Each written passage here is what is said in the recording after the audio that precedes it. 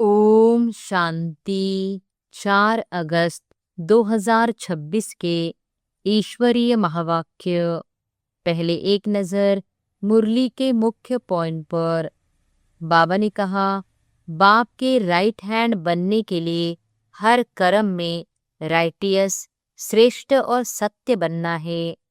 शिव बाबा ही तकदीर बनाने वाले सर्वशक्तिमान बाप है, जो खोया हुआ राज्य भाग्य वापस दिलाते हैं। जीवन मुक्ति का मार्ग केवल शिव बाबा ही बताते हैं। बाकी सभी केवल मुक्ति की चाह रखते हैं। पुरानी दुनिया से मोह समाप्त कर नई दुनिया को बुद्धि में रखना है। और फिर बाबा ने कहा, हम आत्माएं अविनाशी है। केवल पवित्र और अपवित्र बनने का परिवर्तन होता है। पतित से पावन बनने का एकमात्र साधन बाप की याद और श्रीमत है। देह और देह के संबंधों का मोह छोड़कर एक शिव बाबा से संबंध जोड़ना है।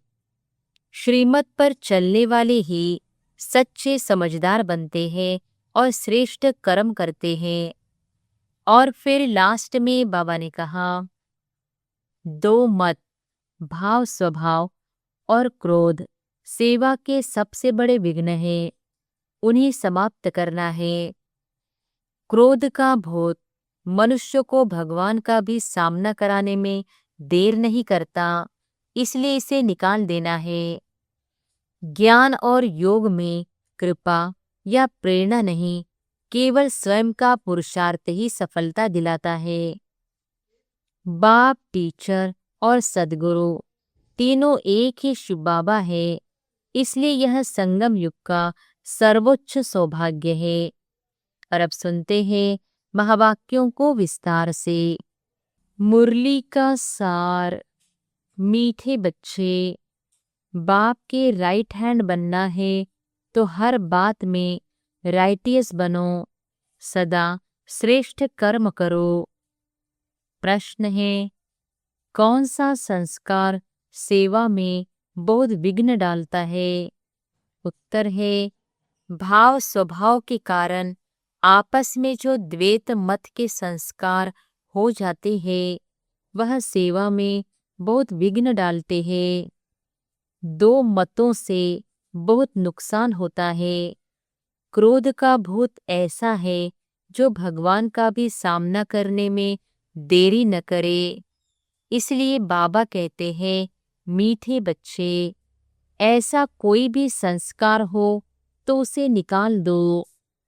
गीत है, तकदीर जगा कर आई हूँ, नई दुनिया बसाकर आई हूँ। ओम शांति। मीठे मीठे रूहानी बच्चों ने गीत सुना। रूहानी बच्चों अर्थात शिव बाबा जो सुप्रीम रूह है, उनके बच्चों आत्माओं ने शरीर रूपी कर्मेंद्रिय द्वारा गीत सुना। अब तो बच्चों को आत्म अभिमानी बनना है। बहुत मेहनत भी है। घड़ी घड़ी अपने को आत्मा समझ बाप को याद करना है। यह है गुप्त मेहनत। बाप भी गुप्त तो मेहनत भी गुप्त कराते हैं। बाप स्वयं आकर कहते हैं, बच्चों मुझे याद करो तो कल्प 5000 वर्ष पहले मुहाफिक फिर से सतोप्रधान बनेंगे। बच्चे समझते हैं, हम ही सतोप्रधान थे, फिर हम ही अब तमोप्रधान बने हैं। सतोप्रधान बनना है जरूर। गीत में भी कहते हैं, तकदीर जो गवाई हुई है वह फिर पाने के लिए तदबीर कराने वाला एक ही सर्वशक्तिमान बाप है। क्योंकि सबको पावन बनाते हैं ना। बाप बच्चों को समझाते हैं, हे रूहानी बच्चों, अब तकदीर बनाने आए हो। स्टूडेंट स्कूल में तकदीर बनाने जाते हैं ना, वह है छोटे बच्चे होते हैं। तुम छोटे नहीं हो, तुम तो बड़े बुजुर्ग हो, तकदीर बना रहे हो। हाँ, कोई बूढ़े बूढ़े भी है। बुढ़ापे से जवानी में पड़ना अच्छा होता है। जवान की बुद्धि अच्छी होती है। यह तो सबके लिए बहुत सहज है। तुम्हारा शरीर तो बड़ा है ना, यह बेबी है, इतना नहीं समझ सकेंगे क्योंकि ऑर्गन्स छोटे हैं। स्तुति, निंदा, दुख, सुख, इन बातों को तुम समझ सकते हो। आत्मा तो बिंदी है, शरीर बढ़ता रहता है। आत्मा तो एकरसी होती है, कभी घटती बढ़ती नहीं। उस आत्मा की बुद्धि के लिए बाप कस्तूरी जैसी सौगात दे रहे हैं, क्योंकि अभी तो बुद्धि बिल्कुल तमोप्रधान बन गई है, सो अब स्वच्छ भी बन रही है। यह चित्र तुमको समझाने में बहुत काम में आते हैं। भक्ति मार्ग में देवताओं के आगे जाकर माथा झुकाते हैं, पूजा करते हैं। आगे तुम भी अंधश्रद्धा से जाते थे, शिव के मंदिर में जाते थे। तुमको यह थोड़ी ही पता था कि यह शिव बाबा है। बाबा से जरूर वर्षा मिला है, तब तो उनकी महिमा गाई जाती है। कोई अच्छा काम करके जाते हैं तो उनकी महिमा गाई जाती है। स्टैंप बनानी चाहिए शिव बाबा की। शिव बाबा, गीता, सरमोनाइजर, यह स्टैम्प सहज बन सकेगी। वह बाप सबको सुख देने वाला है। बाप कहते हैं, मैं तुमको सुखधाम का मालिक बनाने वाला हूँ। बुढ़िया भी यह तो समझती होंगी कि हम आए हैं शिव बाबा के पास, जो विचित्र है। इसने इस चित्र तन में प्रवेश किया है। निराकार को विचित्र कहा जाता है, बुद्धि में रहता है। हम शिव बाबा के पास जाते हैं, जिसने यह टेम्परेरी चित्र धारण किया है। पतितों को पावन बनाए, मुक्ति, जीवन मुक्ति देते हैं, अथवा शांति धाम, सुखधाम का रहिवासी बनाते हैं। मनुष्य शांति के लिए ही कोशिश करते हैं। भगवान मिले तो शांति मिले, सुख के लिए पुरुषार्थ नहीं करते हैं। बस बाप के पास घर जाए, भगवान मिले। इस समय सब मुक्ति की चाहना रखने वाले हैं। जीवन मुक्ति लेने वाले सिर्फ तुम ब्राह्मण ही हो, बाकी सब मुक्ति की चाहना रखने वाले हैं। जीवन मुक्ति का रास्ता बताने वाला कोई है ही नहीं।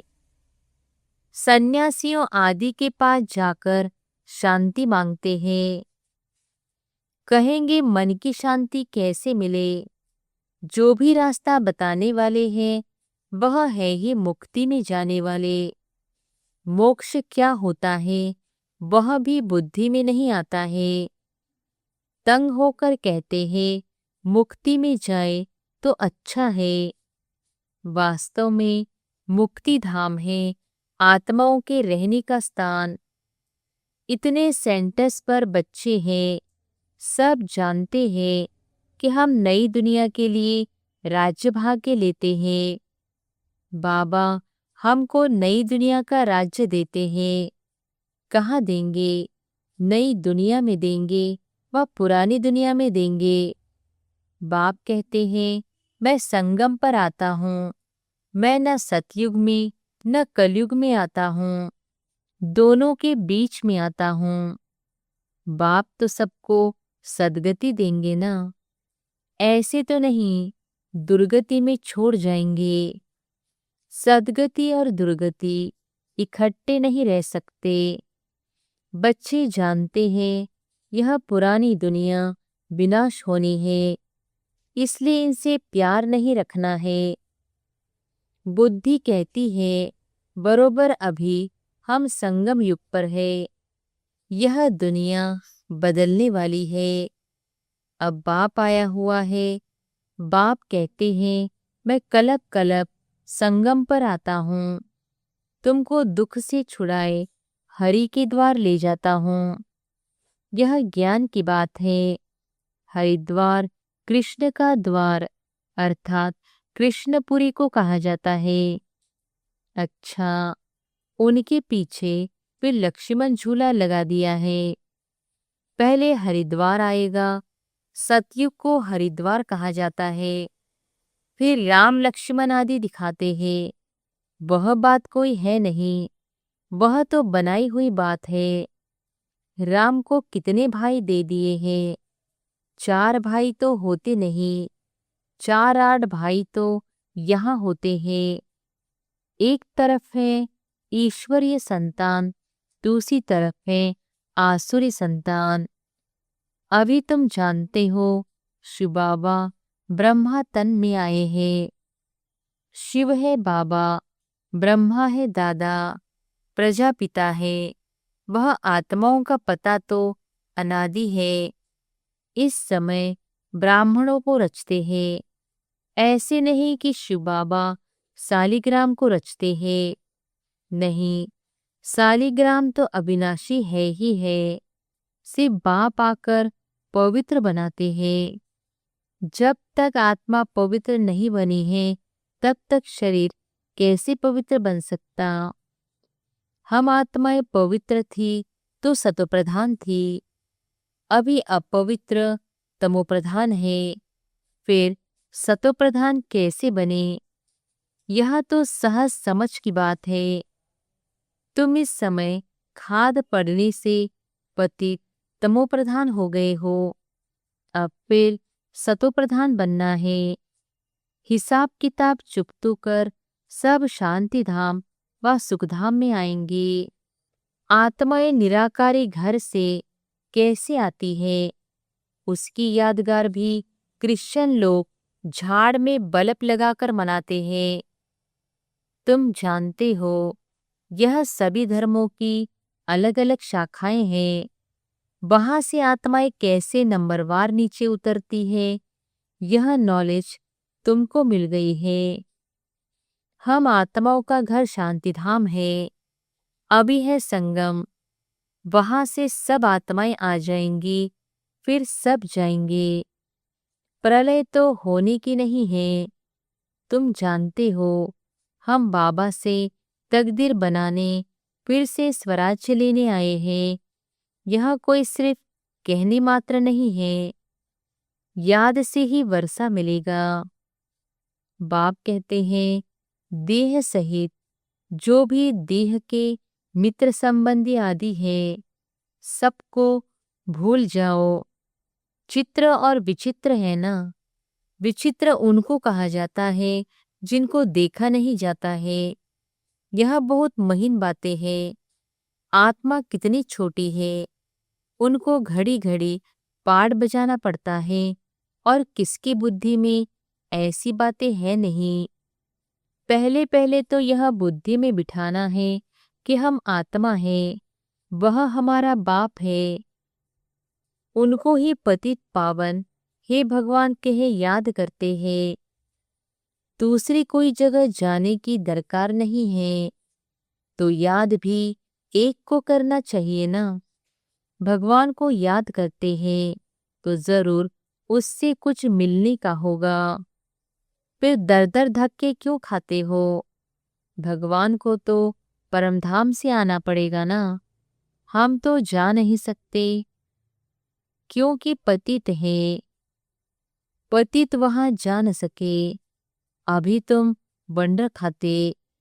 भक्ति मार्ग का पाठ कैसे वंडरफुल है। एक भगवान को ही याद करते हैं, हे ईश्वर, हे परमपिता, ओ गॉड फादर। जब वहां एक ही है, फिर दूसरी तरफ धक्के क्यों खाते हो? वह एक ऊपर में रहते हैं, परंतु यह सब नोंद है। ड्रामा अनुसार भक्ति करते हैं, बेहद बेसमझी से। अभी तुम फिर बेहद समझदार बनते हो। श्रीमत पर चलने वाले ही समझदार बनते हैं। वह फिर छिपे छिपे नहीं रह सकते। वह सदैव श्रेष्ठाचारी काम ही करेंगे। बाप कहते हैं, हम दुख हरता सुख करता है, तो बच्चों को भी कितना मीठा बनना चाहिए। बाप का राइट हैंड बनना चाहिए। ऐसे बच्चे ही बाप को प्रिय लगते हैं। राइट हैंड है ना, तुमको मालूम है लेफ्ट हाथ से इतना काम नहीं कर सकते हैं, क्योंकि राइट हाथ राइटियस काम करते हैं। इसलिए इस राइट हाथ को ही शुभ काम में लगाते हैं। पूजा हमेशा राइट हैंड से करते हैं। बाप कहते हैं हर बात में राइटियस बनो। बाप मिला है तो खुशी होनी चाहिए। बाप कहते हैं मामेकम याद करो तो फिर अंतमति सो गति हो जाएगी। मत और गत व गति करने की मत एक ही है। गाया भी जाता है ईश्वर की गतमत ईश्वर ही जाने। पतित पावन वही है, वह जानते हैं मैं मनुष्यों को पावन बनाकर दुर्गति से सद्गति में कैसे ले जाऊंगा।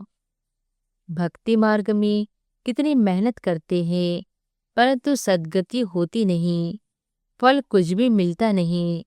सद्गति देने वाला तो एक ही बाप है। भक्ति में जो जिस भावना से पूजा करते हैं, उनको वह फल देने वाला मैं ही हूँ। वह भी ड्रामा में नोंद है, उनको आप पे ही मिल जाता है अपने पुरुषार्थ से। अब पवित्र भी अपने पुरुषार्थ से बच्चों को बनना है। बाप कहते हैं मीठे मीठे बाप को याद करो, वही सर्वशक्तिमान ऑलमाइटी अथॉरिटी कितना अच्छा बनाते हैं। तुम सब कुछ जान चुके हो, फिर बाप से वर्षा ले रहे हो। रचयिता और रचना की नॉलेज तुम्हारे बुद्धि में है। तुम जानते हो यह नॉलेज हमारे में नहीं थी। यज्ञ तप आदि करना, शास्त्र आदि सुनना, यह है शास्त्रों की नॉलेज। उनको भक्ति कहा जाता। उसमें एम ऑब्जेक्ट कुछ है नहीं। पढ़ाई में एम ऑब्जेक्ट रहती है, कोई न कोई प्रकार की नॉलेज होती है। हमको पतित से पावन बनने की नॉलेज पतित पावन बाप ने दी है। सृष्टि के आदि मध्य अंत की नॉलेज बाप ने दी है। यह सृष्टि चक्र कैसे फिरता है, इसमें सभी एक्ट्रेस पार्टधारी है। यह अनादि नाटक बना हुआ है। यह बेहद की नॉलेज तो जरूर होनी चाहिए। तुम बच्चे जानते हो अभी हम घोर अंधियारे से निकल घोर सोजरे में जा रहे हैं। तुम अभी देवता बन रहे हो।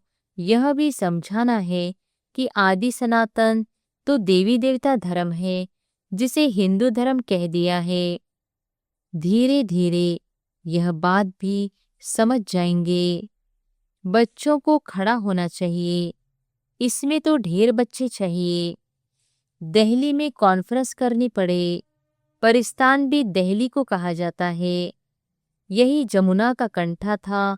दिल्ली कैपिटल है, बहुतों के हाथ आई है। देवताओं की कैपिटल भी यह थी। दिल्ली में बहुत बड़ी कॉन्फ्रेंस होनी चाहिए, परंतु माया ऐसी है जो करने नहीं देती, विघ्न बहुत डालती है। आजकल भाव स्वभाव भी बहुत हो गए हैं ना। बच्चों को आपस में मिलकर सर्विस में लगना है। वे लोग भी आपस में नहीं मिलते हैं तो राजाई ही उड़ जाती है। दो पार्टी हो जाती है तो प्रेसिडेंट को भी उड़ा देते हैं। द्वैत मत बड़ा नुकसान करती है। फिर भगवान का भी सामना करने में देरी नहीं करते हैं। नुकसान भी बहुत पाते हैं। क्रोध का भूत आ जाता है तो फिर बात मत पूछो। इसलिए बाबा कहते हैं गुड़ जाने, गुड़ की गोथरी जाने। बाप बच्चों को सृष्टि के आदि मध्य अंत का नॉलेज सुना रहे हैं। अब कोई धारणा करे व न करे, वह है पुरुषार्थ पर मदार। ऐसे नहीं कोई पर बाबा आशीर्वाद व कृपा करेंगे। इसलिए कृपा आदि मांगने की बात नहीं। प्रेरणा से अगर योग और ज्ञान सिखलाना होता फिर तो बाप कहते, मैं इस गंदी दुनिया में आता क्यों। प्रेरणा, आशीर्वाद, यह सब भक्ति मार्ग के अक्षर है। इसमें पुरुषार्थ करना चाहिए। पुरुषार्थ करना होता है, प्रेरणा की बात नहीं। तुमको 3 इंजन मिली है इकट्ठी। वहां तो बाप अलग, टीचर अलग मिलता है, गुरु पिछाड़ी में मिलता है। यहाँ तो यह तीनों ही इकट्ठे हैं। बाप कहते हैं, मैं तुमको पूज्य बनाता हूँ, तुम फिर पुजारी बन जाएंगे। बड़ा युक्ति से समझाना है। ऐसा न हो कोई बेहोश हो जाए। पहले पहले मुख्य है 2 बाप की बात। भगवान बाप है। उनका जन्म शिव जयंती भी यहाँ मनाते हैं। जरूर स्वर्ग का मालिक बनाते होंगे। भारत में ही स्वर्ग था। अभी नरक के विनाश के लिए महाभारत लड़ाई खड़ी है। जरूर बाप नई दुनिया की स्थापना कराने वाला भी है। बाप की श्रीमत पर ही हम कहते हैं कि भारत को हम पावन बनाकर ही छोड़ेंगे। अच्छा, मीठे मीठे सिकिलधे बच्चों प्रति माता पिता बाप दादा का याद प्यार और गुड मॉर्निंग। रूहानी बाप की रूहानी बच्चों को नमस्ते। धारणा के लिए मुख्य सार। पहली पॉइंट, जैसे बाप दुख हरता सुख करता है, ऐसे बाप समान बनना है। बहुत मीठा बनना है। सदा शुभ काम करके राइट हैंड बन जाना है। दूसरी पॉइंट, कभी 2 मतें नहीं बनानी है। भाव स्वभाव में आकर 1-2 का सामना नहीं करना है। क्रोध का भूत निकाल देना है। वरदान है, स्वयं की स्मृति में रहे अपने हर कर्म को संयम नियम बनाने वाले अथॉरिटी स्वरूप भव। स्वयं की स्मृति में रहे अपने हर कर्म को संयम नियम बनाने वाले अथॉरिटी स्वरूप भव। जैसे साकार में स्वयं की स्मृति में रहने से जो कर्म किया वही ब्राह्मण परिवार का संयम बन गया। स्वयं के नशे में रहने के कारण अथॉरिटी से कह सकते थे कि अगर साकार द्वारा कोई उल्टा कर्म भी हो गया तो सुलटा कर देंगे। स्वयं के स्वरूप की स्मृति में रहने से यह नशा रहता है कि कोई कर्म उल्टा हो ही नहीं सकता। आप बच्चे भी जब स्वयं की स्थिति में स्थित रहो तो जो संकल्प चलेगा, जो बोल बोलेंगे, वह कर्म करेंगे, वही संयम नियम बन जाएगा। स्लोगन है, पवित्रता का पिल्लर मजबूत करो तो यह पिल्लर लाइट हाउस का काम करता रहेगा। पवित्रता का पिल्लर मजबूत करो तो यह पिल्लर लाइट हाउस का काम करता रहेगा। ये अव्यक्त इशारे अपवित्रता के बीज को भी समाप्त कर संपूर्ण स्वच्छ पवित्र बनो। अगर बुद्धि में अशुद्ध संकल्प व पुराने संस्कार संकल्प रूप में भी टच होते हैं तो संपूर्ण वैष्णव नहीं कहेंगे। जैसे कोई अकर्तव्य कार्य देखता भी है तो देखने का असर हो जाता है, उसका भी हिसाब बन जाता है। इस हिसाब से सोचो तो पुराने संस्कार व अशुद्ध संकल्प बुद्धि में अगर टच होते हैं तो भी संपूर्ण वैष्णव व संपूर्ण पवित्र कैसे कहेंगे। अच्छा, ओम शांति।